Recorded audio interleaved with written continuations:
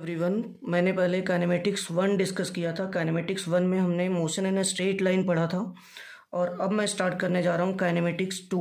तो काइनेमेटिक्स 2 में हम दो चीज़ें कवर करेंगे, एक तो वेक्टर्स और दूसरा प्रोजेक्टाइल मोशन। तो वेक्टर में टॉपिक है ट्रायंगल लॉ।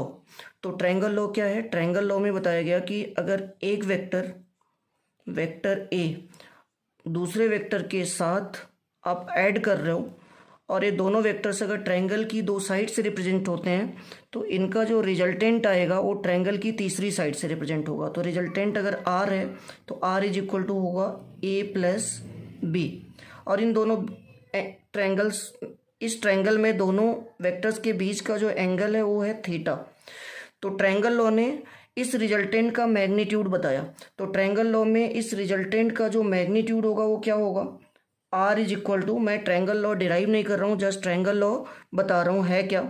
तो R is equal to under root के अंदर A square plus B square plus 2ab cos theta, where theta is the angle between A and B.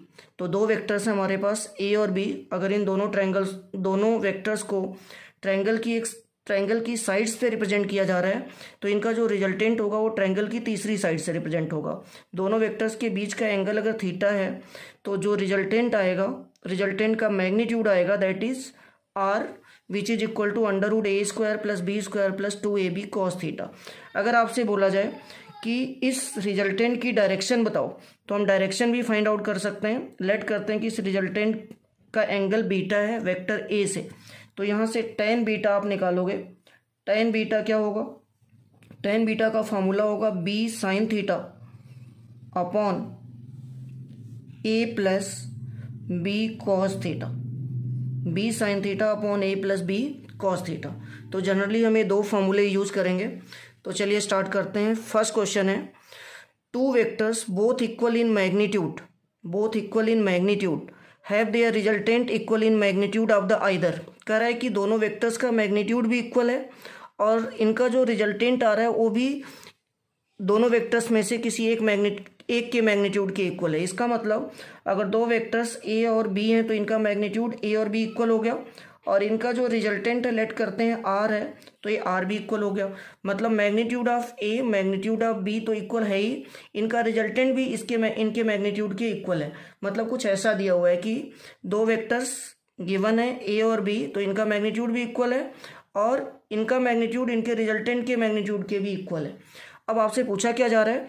Find the angle between two vectors. दोनों vectors के बीच का angle means theta find out करना है। आपको find out करना है theta क्या होगा। तो हम फॉर्मूला लगाते हैं मैग्नीट्यूड का यहाँ पे। तो रिजल्टेंट का जो मैग्नीट्यूड है आर इज इक्वल टू, हमने फॉर्मूला पढ़ा R is equal to under root A square plus B square plus 2ab cos theta. यही फॉर्मूला है रिजल्टेंट के मैग्नीट्यूड का। अब क्या करते हैं, अब इसमें हम ये वाली कंडीशन पुट करते हैं जो क्वेश्चन के अंदर कंडीशन गिवन है, ये कंडीशन इस फॉर्मूले में पुट करिए। तो मैं सबको जो है ए पुट कर रहा हूँ। तो अगर आर को भी मैं ए पुट कर दूँ, ए तो आपका ए ही रहेगा, तो ए स्क्वायर प्लस बी को भी आप ए पुट कर दीजिए प्लस 2 इंटू ए कॉस थीटा। अगर मैं बोथ साइड स्क्वायर कर दूं तो ये बन जाएगा ए स्क्वायर और ये आएगा A square plus A square 2a square plus 2 into A square cos theta.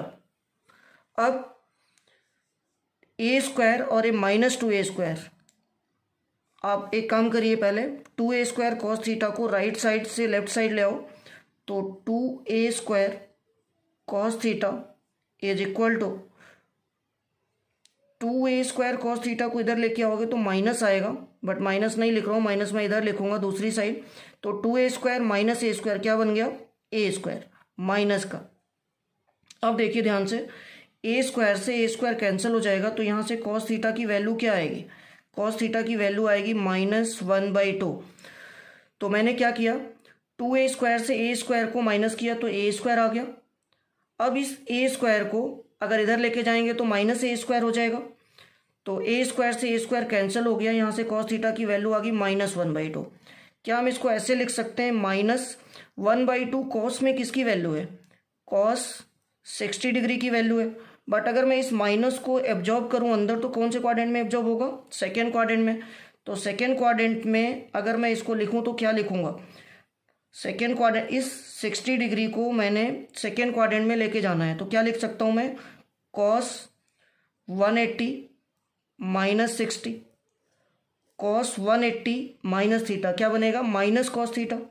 तो अब बताइए इसको हम क्या लिख सकते हैं, इसको हम लिख सकते हैं cos 180 minus 60 means cos 120 degree, means theta की वैल्यू क्या आ गई, थीटा की वैल्यू यहाँ से आ गई 120 डिग्री। थीटा की वैल्यू आपको मिली 120 डिग्री, यही आपको फाइंड आउट करना था। Thank you.